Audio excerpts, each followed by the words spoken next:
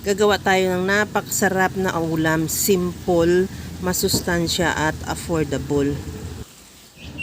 Mag-init na rin ako ng kunting mantika sa kawali at mayroon ako ditong 3 pirasong itlog. Timplahan ko ng asin at paminta at batihin.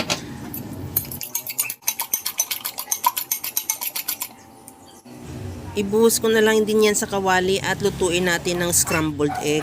Pagkaluto, tanggalin muna yan sa kawali at ilagay sa bowl at i-set aside.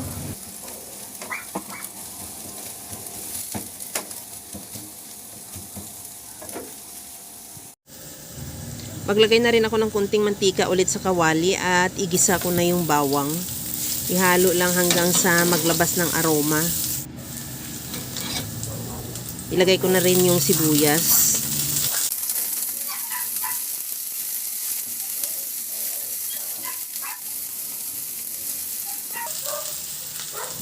Ilagay ko na rin yung kamatis.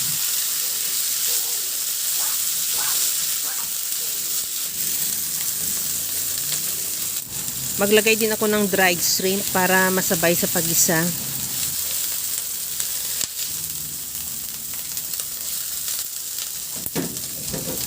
Okay na tong ating kamatis at saka dried shrimp. Ilagay ko na yung cabbage o repolyo.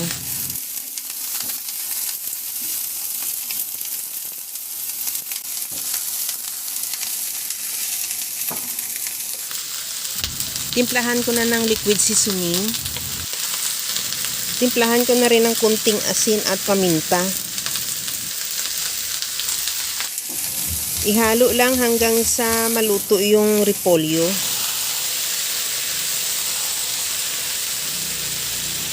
At sa puntong ito, ilagay ko na yung niluto nating scrambled egg.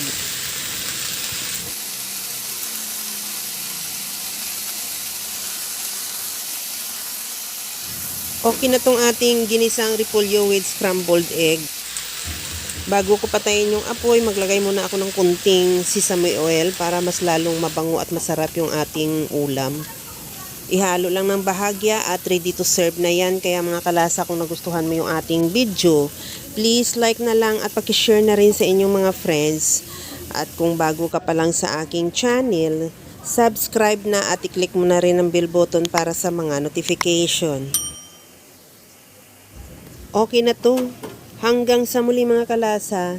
Thank you for watching. Bye-bye!